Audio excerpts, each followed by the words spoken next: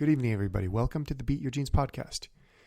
Every show, you're going to actually hear me have a conversation with Dr. Doug Lisle about various topics near and dear to me, like love, sex, dating, relationships, parenting, personality, things, of course, which I'm completely clueless in. And then most interestingly, how do we find happiness in the modern world? We'll read some questions from our listeners. Listeners, if you have a question, you can email me at beatyourgenes@gmail.com. Sometimes we'll get a live caller. And then every once in a while, we'll have a session with one of our listeners in a pre-recorded show that we play during the actual show time. But speaking of emails, I got an email from one of our listeners asking me to talk about my background and how Dr. Lisle and I met. So here's basically how I got into this. I am an electrical engineer. That's my background. And after I graduated, I was trying to get healthier. I had a life-changing health experience, and I ended up finding out about a place called the True North Health Center, where Dr. Lisle was a staff psychologist, and he would lecture there every week about health and how to look at life, some of the stuff we're hearing here in the podcast. And I heard one of his lectures that just made a lot of sense to me, but I thought nothing of it, but I ended up purchasing his book at the health center called The Pleasure Trap. It seemed to make some sense. I mean, I probably didn't read the whole thing. But most of what I read made a lot of sense, and I couldn't wait to hear more. So I eventually ended up changing my career into healthcare and going to the True North Health Center and asking the director if I could intern there and learn more about their approach. So I was able to get an internship there, and I eventually ended up working for the True North Health Center for several years. So I started listening in on Dr. Lisle's lectures, kind of popping in every once in a while when I could, and just hearing how he thought about things, how he answered questions from the patients that were there. It was just fascinating. All kinds of things that didn't have to do with health in my mind, but they had to do with happiness and how to live life. Just to give you an example, one of the question and answer sessions at the center, he would pass around a list, and by the time he got there to lecture, there would be all kinds of different questions on any topic. And he would basically start the lecture and say, ask me anything and I can answer it. And it was basically all the patients that would sit there and try to stump Dr. Lisle. Well, one of the patients was a very clever guy, flirty with everybody, really just a friendly, fun person. But he was there for several weeks to reverse some heart disease. And his main question, he sat in the center of the room. I remember it like it was yesterday. And he asked Dr. Lisle, he said, "What is love?" And of course, here I am kind of thinking, this is the first time I'd heard him entertain questions other than health. Most people were asking him questions like, okay, how do I get back into the real world and eat healthy? Or how do I explain to my spouse that I don't want to eat processed junk? Or how do I explain to my boss that I'm not being antisocial when I don't eat the company donuts? Things like that. So he was helping navigate different problems. But this question about what is love was the first time I had heard an actual explanation about love. He broke it down into mathematics. And not just mathematics, he broke it down into biology, physiology, psychology, complete explanation. It finally made sense to me. And a lot of the questions that I'd had around my own less than successful dating life just started to become clear. I remember thinking to myself, holy smokes, not only does this guy know about health and wellness, but he knows about life. So I kept attending his lectures every week as much as I could and asked him as many questions as I could. I probably pestered him more than anybody else. And I kept thinking about his main theme, which is that our job in life is to optimize our life experience. However, our biological job in life is to reproduce our genes. And sometimes those two goals don't meet. So if we're smart enough and we're lucky enough and we can find out what our genes are trying to get us to do, we can sometimes be able to use our reasoning skills to figure out if that's going to optimize our life happiness. And that really made sense to me. And so it's been a journey trying to do that my entire life ever since I've heard all these ideas. And Dr. Lisle and I have kept in touch ever since I stopped working at the center. And I am on my own now, my own practice in Southern California. But we kept in touch. And one day I called him and said, hey, I have an idea for this podcast. It's based on your idea of beating your genes. What do you think? And so far, we've been doing it now almost a little bit more than a year. We have something in the realm of a little less than 90,000 listeners, which is phenomenal because it's really just a garage operation, if you guys can't tell, with some of the audio problems that we run into here and there. But that's my background. That's how I got into this, and that's how I met Dr. Lisle. But enough about me. Let's go on with the show. This week on our podcast, we're actually going to learn a little bit more about Dr. Lisle, the man, the myth, the legend. I'm going to play a clip from an interview that Dr. Lisle did on another podcast, Spud Fit Podcast. Spud Fit Podcast is created by Andrew Taylor. Andrew's got a really inspiring story. After struggling with his weight his entire life and then trying all sorts of different diets and health programs, all with really little success, he actually decided that he was going to eat only potatoes for an entire year, just in hopes of breaking free from what he found was the addictive nature of modern processed foods. And he did this for a year, surprisingly. The results were just stunning. He got back to an ideal weight range. He lost about almost 120 pounds or 53 kilograms. His depression, anxiety went away, and he was healthier than ever before. So what does this have to do with Dr. Lisle and evolutionary psychology? Well, let's listen in and find out.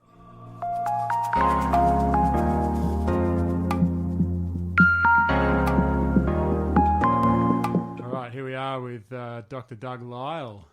We're in our friend Linda's place, and there's a bit of a party going on in the background, so we might have you might hear some other sound issues, and we'll see what happens. Anyway, we do what we can. So, welcome, Dr. Lisle. Thank you. Pleasure. Thanks so much for joining us.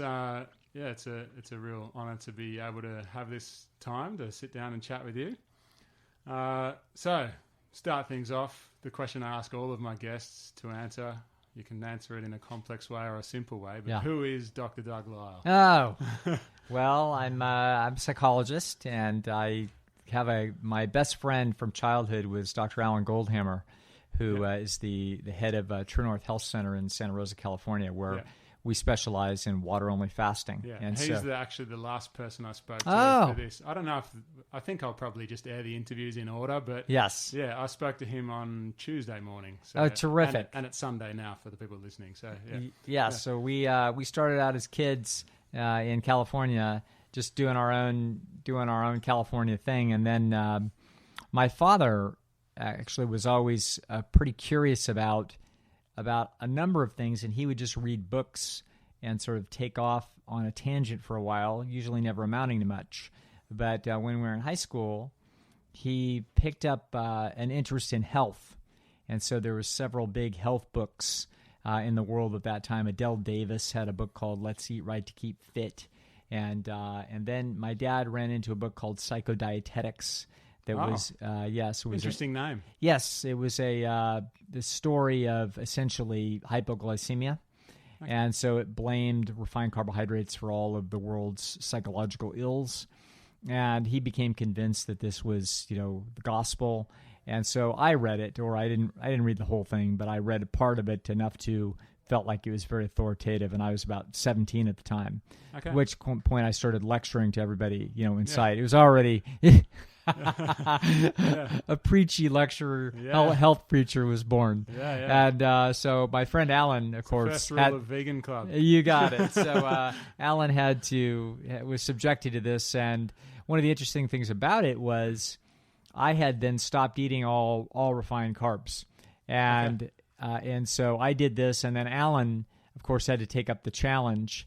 And I can remember to this day, it's like it was yesterday, he called me on the phone and said, "This is tougher than I thought. There's cookies in my mom's cookie jar," and he keeps looking at them. Yeah. And but Alan then, before too long, he became just as dedicated and then more dedicated than I am. Yeah. And because he's more of a fanatical nut, and it's just how it is. I can relate to that. And so so we then began this journey, and then he sort of took this on more personally to learn more. And he started working in a natural food store, and then he started reading the books on the shelves in the natural food store, and eventually he came across natural hygiene. And natural hygiene then became the philosophy that then guided our careers in this whole arena. Eventually, we found other people. We found John McDougall and then Colin Campbell and Caldwell Esselstyn and these characters. So we picked up heroes along the way, but the beginning started with that beginning from psychodietetics, and then on to hygiene, and then from hygiene, we really haven't strayed that far from those basic early principles. All right. Alan actually talked about it being part of the reason was about trying to improve his basketball game. Was that? That may be true. He didn't tell me this at the time. Yeah. Okay. So I So wouldn't he be might have been surprised. just trying to get an edge over you without you knowing. It wouldn't surprise me at all. Fair enough. So you're a psychologist now. So how did that progression happen from? That's the part of you that I'm most interested in. Of course, I'm interested in nutrition, but this whole journey for me has been more about psychology than nutrition. So I'm interested in that from your point of view. I think psychology has started out with my frustration about girls. That's where most things come from, isn't it? Almost everything. This started out, I was probably 19 or 20, and he'd become frustrated. I was on my way to be an econ major and a lawyer, just like my big sister. And about halfway into this, I knew it wasn't me. And so I dropped out of school, and I didn't know what I was going to do. And I wound up working for Alan. Alan actually had a little sprout company. Alan was going to school. Okay. Yeah, he was going to chiropractic college up in Oregon. And he started a little sprout company that was successful. And I came up to work in his sprout company, and I delivered sprouts. I was going to say, you're not talking about like a small company, like as a metaphor. A sprout is a small company that's growing. No, it's actually growing sprouts. Yeah, okay. I have to tell you, it was a beautiful operation that he put together, and it worked, and it paid his way through school and paid several employees, and he had a real growing concern. Yeah. And so anyway, but while I was there doing nothing, watching my friend go on to get a doctorate and me spinning my wheels as a dropout, I was searching for something. And through some accidents, a book called The Psychology of Self-Esteem by Nathaniel Branden came into my possession. All right. And it was For the actually... people listening, all these books that we talk about, I'm going to try to find them and put links to them in the show notes so that you can find on the website. Sorry to interrupt you. Keep going. So anyway, The Psychology of Self-Esteem was actually pretty hard to read. It was complicated reasoning and somewhat intellectually, maybe a little pretentious and a little bit high-handed. But I read it and I was trying to understand. And I can remember thinking, if I could just grasp what this guy is saying and I could really make it, this feels like the kind of problems I'm really interested in helping people in, since I was having these issues myself. And so then I went on, I actually met the author and joined a little therapy group that he had for a few weeks. And then I decided I wanted to go back to school to become a psychologist. And so that's what happened. So I returned to the university after a couple of years off and went all the way through then I was determined to become a doctorate in the field. And so that I went on to get my doctorate in the field. And then from there, then a lot of things happened that took me a lot of different directions away from sort of conventional thinking. Yeah. All right. So. Yes. So that I read a little bit last night. I've read The Pleasure Trap before. That was when I was first introduced to you. Mm-hmm. We'll get into my thoughts on The Pleasure Trap later. But before last night, all I knew of you was the stuff I've seen in The Pleasure Trap, and the stuff I've seen on True North's website. Right. And I saw you speak last week. And but then last night I decided to do a little bit more reading about you, and I found your website, esteemdynamics.com. Right, or it will be. It's .org right now. .org, okay. Right. And I found the whole idea of evolutionary psychology really, really fascinating and interesting. So can we talk about that a little bit more? What is I could talk forever about this. This is this is my life, and so. There's no greater joy and no better purpose that I have than to explain to the world evolutionary psychology. Yeah. And so it turns out that the pleasure trap is just an important little sliver of an application of evolutionary psychology. But for your listeners, let me sort of describe what this is. And it may seem obvious to you hearing it for the first time, But actually, if you're anywhere in psychology or if you've had any exposure to conventional psychology, this is a revolution. Well, I have had a little bit of exposure. Yes. I minored at university in psychology, so I do Right. have obviously nowhere near what your background is, but I do have, I studied Freud and Right. all these other guys, and so I do have a little bit in it, and then I might as well explain the introduction. So Yes. Early last year, I was doing my YouTube videos, and I made one particular video called. I can't remember what it was called, but it was about moderation, my thoughts on moderation and why I thought the idea of eating everything in moderation was stupid. Yeah. And after I made that, someone wrote to me and said, hey, you should read this book, The Pleasure Trap. So I got the book, and of course the first chapter I read was the moderation myth. Right. And I was so happy when I read that because it made me realize, oh, here's two guys that are genuine experts in what they're talking about. And it made me realize that I was on the right track with the way I was thinking about psychology. So Right. So, that's the lead-in, I guess, to what you've got to say about the pleasure trap. And Yes. yeah, anyway, sorry. Yeah. Anyway, yes. So what this is the following concept, and that is that if you look at a giraffe has a particular anatomical structure. So there's effectively a Gray's anatomy of the giraffe. So its kidneys in a certain place, its liver's in a certain place, its heart has to be unusual because it's a giraffe. It turns out giraffes have extraordinarily high blood pressure. The reason why they do is because they have to have the heart pump that blood all the way up to that head. So each kind of creature has its own specific issues that it has to deal with because of its anatomical structure. So a giraffe faces different challenges, essentially engineering challenges, than does a water snake. They've got a completely different set of problems. Yep. And each kind of creature has its own threats in the environment, and each of them has its own opportunities.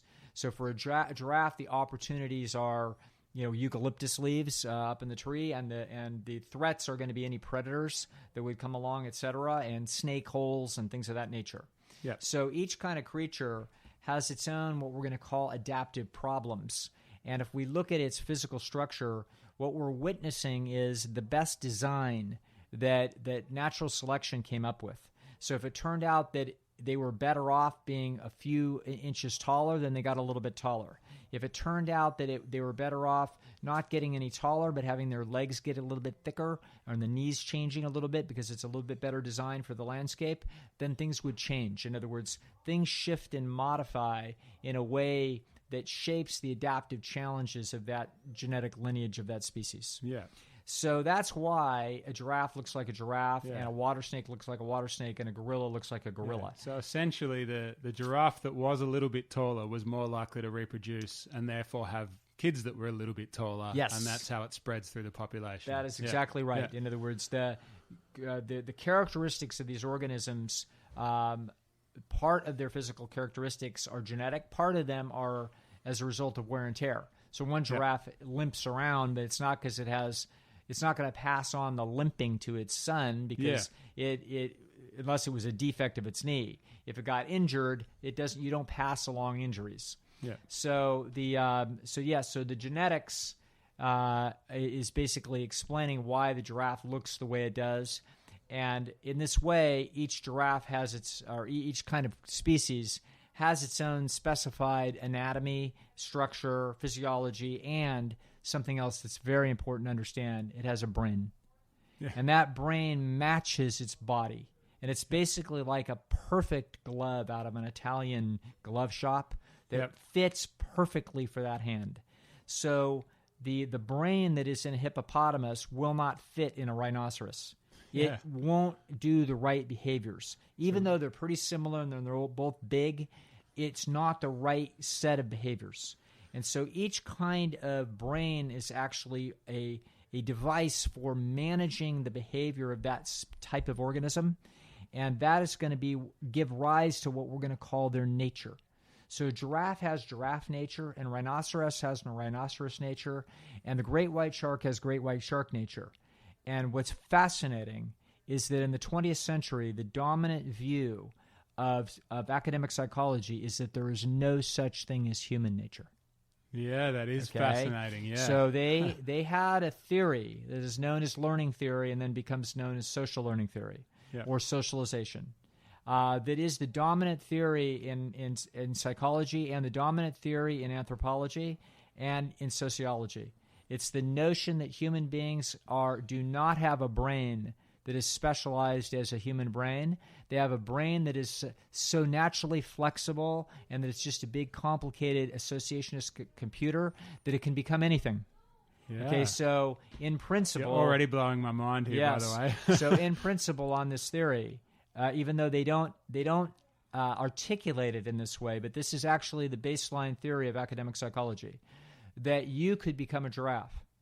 Okay? All we would have to do is teach you to do giraffe things, and then you would be like a giraffe. Yeah. Or you could become a lion, or you could become a hippopotamus or a porpoise, okay? So in other words, the human brain is infinitely flexible, and that it is independent of its biological lineage. To be fair, though, having been a vegan for quite a while, I have met a lot of people who think they're lions. Yeah, so anyway, the bottom line is this, that this is a catastrophic mistake. And there's reasons why they made this mistake. And one of the reasons is that human beings do have a phenomenal capacity for learning. And because they can learn so much, they can learn Chanel No. 5. They can learn what a BMW is. They can learn and name so many details in the world that people forgot that there's an underlying human nature that cannot be changed. Yeah. So this is, and in fact, we are so close to that nature that our own nature is like water is to fish. Like they can't see it. They wouldn't know what you mean by water. Yeah. And human beings are so close to their own natural history, it comes so automatically to them that they don't even see it. And this is what two of our greatest psychologists today, John Tooby and Lita Cosmides, this is what they call instinct blindness. The human beings are so close to their own instincts that they don't see them. So let me show you what a few of our instincts are. And as soon as you start looking for human instincts, you'll find them everywhere. But if you're not looking for them, you'll never find them. Okay? Okay. And so academic psychology has not been looking for human instincts because they expressly didn't believe that they existed. So now watch. Okay? Yep. It's going to turn out that from this view, human beings evolved on the African savanna. And they evolved with an adapted psychology that is adapted to the savanna life in small hunter-gatherer groups. And so it's going to turn out that human beings like to look at a landscape, and they like to look at a landscape that's full of greenery because they like to see greenery because greenery indicates plant life and also animal life in the environment. They like to look at they like to look at broadleaf trees more than they like to look at conifers. And that's because broadleaves indicate that there's more sunshine and warmth in the environment that's conducive to this particular primate. Okay? Yeah. It's going to turn out that they like to look down on a scene.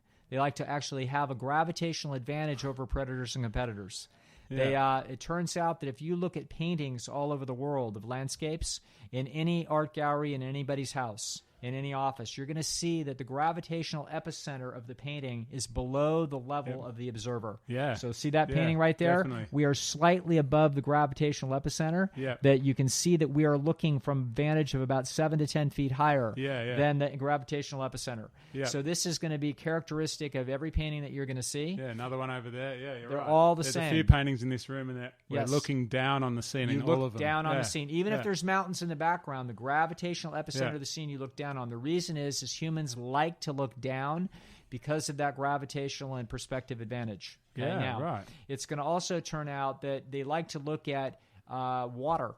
And they like to look at water because you're not a desert animal and you need water. Yeah. So that's why houses that look and overlook water, people like it. Yeah. It's not that you just like the look of water, you like the sound of it. Because it turns out that that water that's moving is less likely to have bacterial contamination. Yep. You also And like there's to a little fountain in the middle of True North, and I love sitting next to it and just listening to the trickle of the water. There you Sorry. go. It's also true that we like to look at grassland sort of landscape with intermittent trees. And we don't like a tremendous amount of trees because you can't see through that jungle and there could be predators you can't see.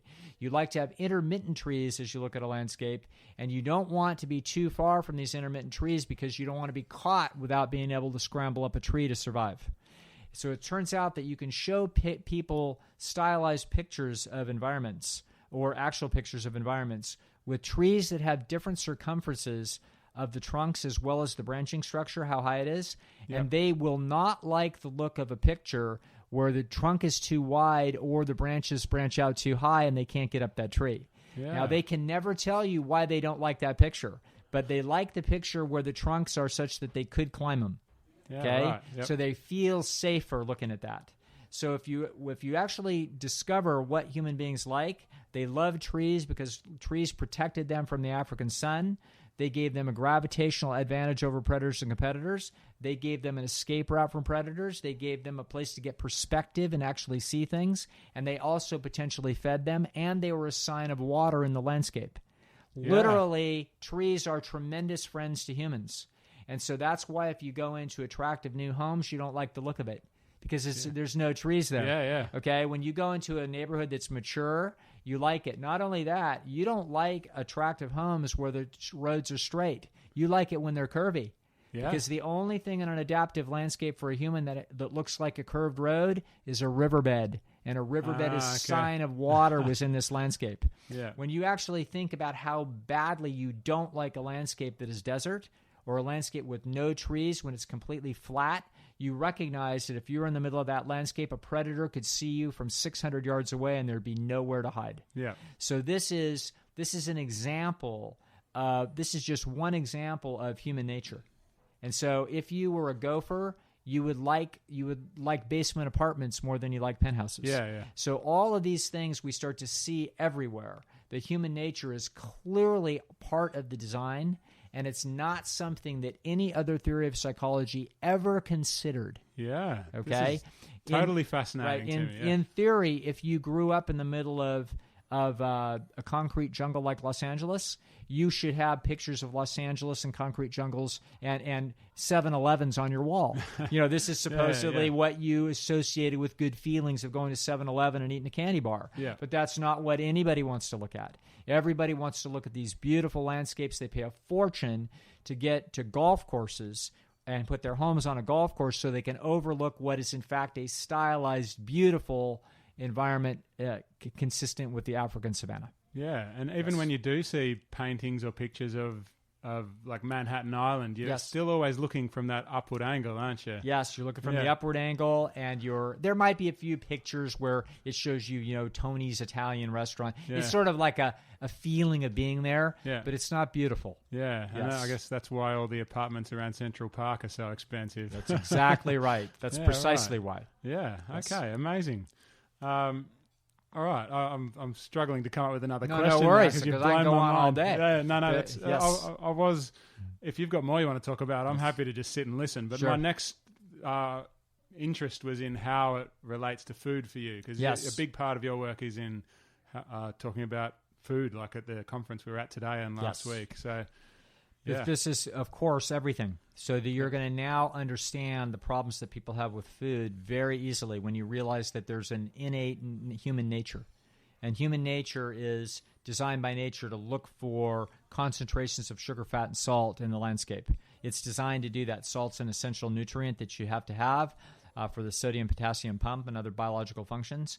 And then you're going to have sugar and fat are going to be essential nutrient sources. You also like the taste of protein, or more like texture, probably, of protein. Yep. So essentially, the three macronutrients, as well as an essential mineral like salt, these are critical for human survival. So essentially, what's going to happen is that our natural history wired in a pleasure circuit between your tongue and your brain. Yep. And it basically says our job is to look for the highest concentration of these chemicals in the environment. So the foods that have the highest concentration of those chemicals are going to be the ones that we should be eating. Yeah. We see this same bias throughout nature. So it's going to turn out, if you look at grizzly bears in Alaska, where there's the salmon are running, you will find that they will grab a salmon and bite its head off and throw the rest of the fish away. Oh, okay. And that's because the brains have the highest concentration of fat in the salmon. Yep. You will see chimpanzees in the forest will strip a tree or a shrub of leaves, the way a kid would wreck your shrub, and they would they'll take their fingers like this and just strip it, and they'll have a whole stack of leaves in their fingers that way, and then they'll eat the tips off of it. Oh, They'll eat okay. the tips because the new growth tips have the highest nutrient concentration. Oh, right. And so then they'll throw the rest of the leaves away. Yeah. So you're going to find that throughout nature, animals triangulate, that they also have sensors in their tongue into the pleasure centers of their brain that inform them of the highest nutrient concentration. Yeah. So So those grizzly bears that you're talking about, they're only looking for berries when the salmon are not there. Yes, Yeah. that's absolutely. Yeah. So it's going to turn out. My buddy Howard Lyman, the Mad Cowboy, told me, listened to me talk on this once, and he came up to me and he said, Doug, the cattle that I used to have, there's a certain kind of grass in Montana that is richer than the other grass. And when the cattle would go there, they would completely clean that grass off of the acreage before they'd ever touch the other grass. Oh, right. So anybody that's had a pet knows that cat likes the fancy food that's all rich and syrupy rather than the dry, crunchy food. Yeah, yeah. So this is all about calories per unit of energy expended. Yeah. And these are essentially what a living form is, what life is it's the transmutation of caloric energy into DNA. Yeah. That's all fundamentally what life is. So that means what animals do is they are very strategically built in order to have incentive systems built into their wiring that guide them like a laser guided missile. They're directed towards getting the most bang for their buck that they can possibly get. This means that this all works beautifully and increases the likelihood of survival for all animals on Earth with this strategy. The problem is when human genius comes along and makes Pop-Tarts, chocolate shakes, and French fries, which are completely unnatural. And, of course, they are extremely popular because they are artificially concentrated sources of these chemicals. And, of course, the organism doesn't know that this is self-destructive. Yeah. The instincts are saying, I'm doing exactly the right thing. Give me another box of the same stuff. Yeah, and it's that's the interesting problem. that you should say that because I've coached a few people now, very few. Yes. But one of the things that I always tell the people, then they're usually obese people that want to lose weight, and one of the things I've always been telling them is that to not worry about things being broken. Your body's working perfectly, maybe better than everyone else because you're seeking these high-calorie foods. Yes. And I tell them that if we went back to hunter-gatherer times and people like me and the people that I coach happened to find a donut tree in the savannah, Yes. then we would be the best in the tribe at learning how to find more donut trees and learning how to cultivate them, and therefore we would be the best at building up our fat stores and surviving droughts and therefore producing kids. Yes. And the problem is that the donut trees are always in season these days. So. Yes. But is that an appropriate analogy, do you think? That's actually a fantastic analogy that I never thought of. So it's great. I never thought of the donut tree actually being. That's a nice imagination. Yes, but you're right on target, Andrew. It's Okay, absolutely cool. right. Cool. Yes. Thank you. So, now you're working with food and psychology, and Yes. And do you coach people and, like, as a psychologist, help people that are overweight that need to change their relationship with food? Absolutely. Yeah. In other words, I coach all kinds of people, whether it's weight loss, whether it's eating disorders. Yeah. Certainly, probably the biggest thing that goes on. It just so happens that I talk to a lot of people about food, but not everybody that I'm talking about, it's about food. Yeah. So I talk about romantic relationships. I talk about self-esteem. Yeah. At the heart of so many of things, even when we're talking about relationships to food and we're talking about people that are trying to lose weight, is the issue of self-esteem. Yeah. So self-esteem, ironically, I come full circle all the way back to my roots when I was almost 40 years ago reading Nathaniel Branden. Yeah. We're coming all the way back to the problems of self-esteem that I now understand more clearly than I did then, and much more clearly than Branden could have understood in 1969. Yeah. So we now have an understanding of esteem processes, and that is extremely useful to try to help people feel much better about themselves when they're facing sort of repetitive struggles in these sort of areas that are very costly for them interpersonally and even costly for them just personally in terms of their health. Yeah. That one of the biggest costs that is involved in these problems of what I call the pleasure trap is the toll that it takes on people's self-esteem. And so that's a big thing that I wind up doing is sort of coaching people through the process of building their own internal self-regard. Yeah, cool. Well, that's Yes. really interesting because For me, it wasn't something I expected. I was clinically depressed before I started my potato challenge. And Yes. then after a couple of months, I noticed that things were much better. And that was Yes. a surprise to me. And then I started learning about it. And lots of people sent me to a book called Potatoes Not Prozac. Have you heard of that? No, I haven't heard of it. Okay. Well, No. I've got the book now, but I told Alan the other day as well. I just haven't had time to read it yet. Yeah. But I was hoping you'd read it. And No. Anyway. Yes. Back in time then to when you first started practicing psychology Yes. and working with people who needed help. Can you remember what your first big success with a patient, or do you call them a patient? Yes, or a client. Yes. Was there people. a success story early on that made you think, right, I've got this. This is the thing that I want to do, because that was awesome when this person told me how great their life is now. Yeah, I can remember one. Yeah. I can remember what happened to me was it was actually at my final year of grad school. I was off on internship. And just by chance, another book falls into my hand. And it's a long story, but it had no business getting into my hands, but it did. And the book was called The Selfish Gene by the Oxford professor Richard Dawkins. Yeah. And I had heard of it vaguely.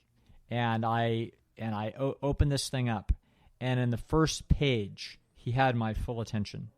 Yeah. And 2 pages in, I realized that this guy was confident, almost arrogant, that he actually knew the solution to a problem that I knew that psychology didn't know the answer to, which was incredible. Yeah. And that was, I was a few months short of a PhD from a major university, and no one had ever explained to me that the motivation of organisms was to reproduce genes. Yeah. This was a completely novel idea. Yeah. Okay, so I had learned all the other theories, and I'd learned sort of what people thought, and it's all sort of muddy thinking, and it doesn't match.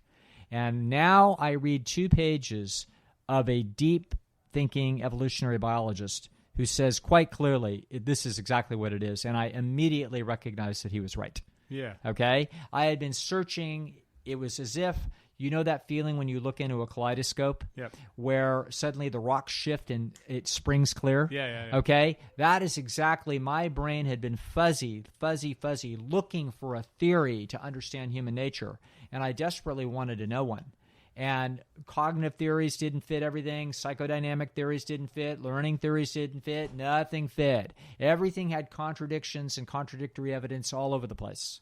And so people would ask me, well, what's your orientation going to be? And I didn't know. I'd say, well, cognitive, because it was sort of the most classy.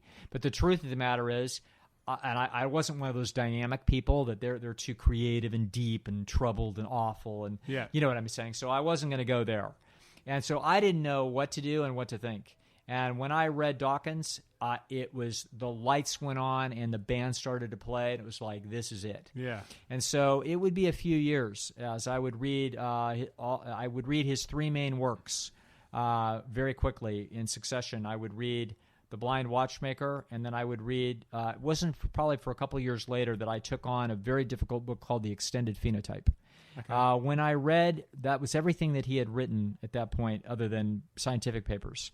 That I wasn't even going to try to read. Yeah, I've read a book of his called The God Delusion. Yes, that's the only one I've that's read. exactly. Yeah, that was really interesting too. Yes, a very interesting book. But the real key to his career is The Selfish Gene, The Blind Watchmaker, and The Extended Phenotype. After that, he doesn't do anything that is particularly novel. It's iterations of the same things. Yeah.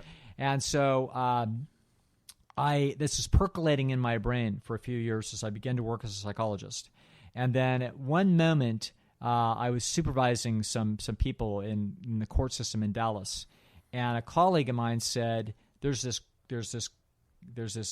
probation officer whose husband has dumped her, and she's devastated." And I knew the girl; she's a very pretty girl, and they said, "Would you come over and talk to her? She's a mess." And I thought, "Well, sure, of course I would."